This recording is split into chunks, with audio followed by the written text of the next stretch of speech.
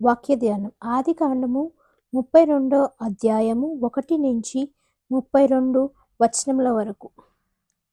యాకోబు తన త్రోవను వెళ్ళుచుండగా దేవదూతలు అతనిని ఎదుర్కొనిరి. యాకోబు వారిని చూచి, ఇది దేవుని సేన అని చెప్పి ఆ చోటికి మహానయీము అని పేరు పెట్టెను. యాకోబు ఎదోము దేశమున అనగా శెయీరు దేశముననున్న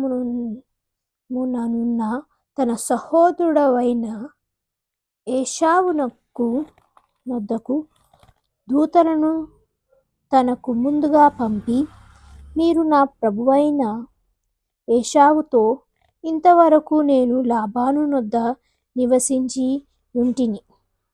నాకు పశువులు, గాడిదలు, మందలు, దాసీ జనమును గలరు.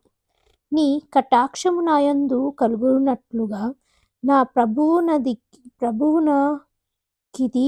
తెలియజేయ నంపితినని నీ సేవకుడైన యాకోబు అనేనని చెప్పుడని వారికి ఆజ్ఞాపించెను.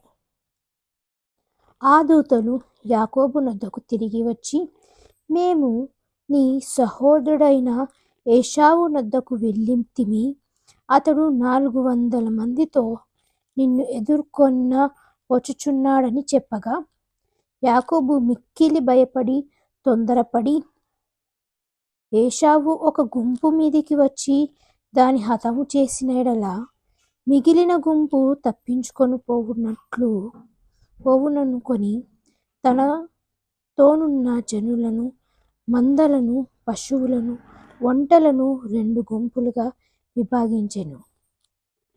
అప్పుడు యాకోబు, నా తండ్రివైన అబ్రహాము దేవా, నా తండ్రివైన ఇస్సాకు దేవా, నీ దేశమునకు నీ బంధువుల యొద్దకు తిరిగి వెళ్ళుము. నీకు మేలు చేసేదనని నాతో చెప్పిన యెహోవా, నీవు నీ సేవకునికి చేసిన సమస్తమైన ఉపకారములకును సమస్త సత్యమునకును అపాత్రుడును. ఎట్లనగా, నా చేతి కర్రతో మాత్రమే ఈ యొర్దాను దాటితిని. ఇప్పుడు నేను 2 గుంపులైతిని. నా సహోదరుడైన ఏశావు చేతిలో నుండి దయచేసి నన్ను తప్పించుము. అతడు వచ్చి పిల్లలతో తల్లిని నన్ను చంపునేమో అని అతనికి భయపడుచున్నాను. నేను నీకు తోడై నిశ్చయముగా మేలు చేయుచు విస్తారమగుట వలన లెక్కింపలేని సముద్రపు ఇసుకవలె నీ సంతానమును విస్తరింపజేయుదునని సెలవిచ్చితివే అనెను. అతడు అక్కడ ఆ రాత్రి గడిపి తాను సంపాదించిన దానిలో తన అన్న అయిన ఏశావు కొరకు ఒక కానుకను, అనగా 200 మేకలను, 20 మేకపోతులను, 200 గొర్రెలను, 20 పొట్టేలును, 30 పాడి ఒంటెలను వాటి పిల్లలను, 40 ఆవులను, 10 ఆంబోతులను, 20 ఆడుగాడిదలను, 10 గాడిద పిల్లలను తీసుకొని మందను వేరు వేరుగా తన దాసుల చేత కప్పగించి, మీరు మందకు నడుమ ఎండముంచి నాకంటే ముందుగా సాగిపోండని తన దాసులతో చెప్పెను. మరియు వారిలో మొదటి వానితో, నా సహోదరుడైన ఏశావు నిన్ను ఎదుర్కొని, నీవెవరివాడవు, ఎక్కడికి వెళుచున్నావు, నీ ముందరనున్నవి ఎవరివని నిన్ను అడిగిన ఎడల, నీవు, ఇవి నీ సేవకుడైన యాకోబువి, ఇది నా ప్రభువైన ఏశావు కొరకు పంపబడిన కానుక. అదిగో, అతడు మా వెనుక వచ్చుచున్నాడని చెప్పుమని ఆజ్ఞాపించెను. అట్లతడు నేను ముందుగా పంపుచున్న కానుక వలన అతని సమాధానపరిచిన తరువాత నేను అతని ముఖము చూచెదను. అప్పుడతడు ఒకవేళ నన్ను కటాక్షించుననుకొని మీరు ఏశావును చూచినప్పుడు ఆ చొప్పున అతనితో చెప్పవలెననియు,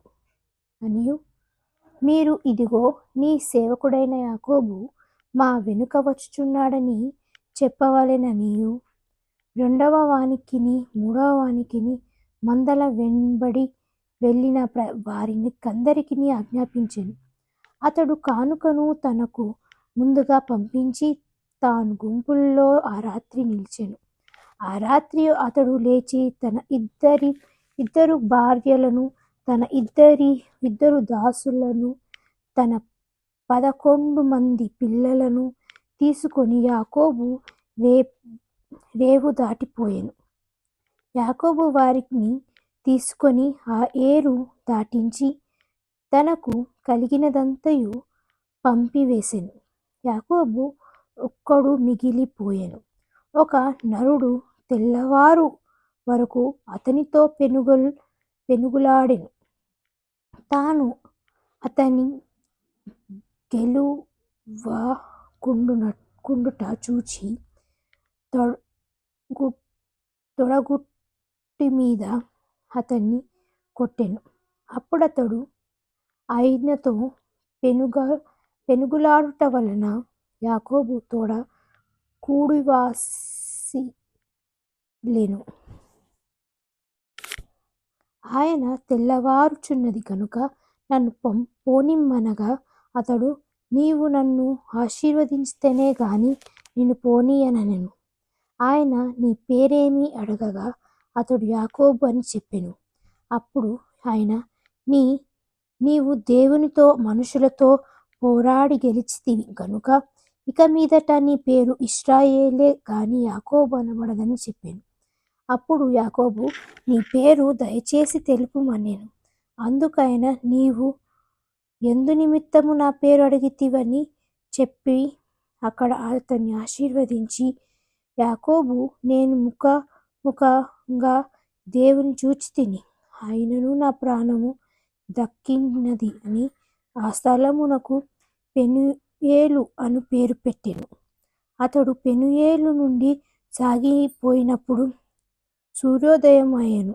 అప్పుడతడు తొడగుట్టుచుండినడచెను. అందుచేత ఆయన యాకోబు తొడగుట్టి మీద తుంటి నరము కొట్టినందున నేటి వరకు ఇశ్రాయేలు తొడ కుంటిమీదనున్న తుంటినరము తినరు.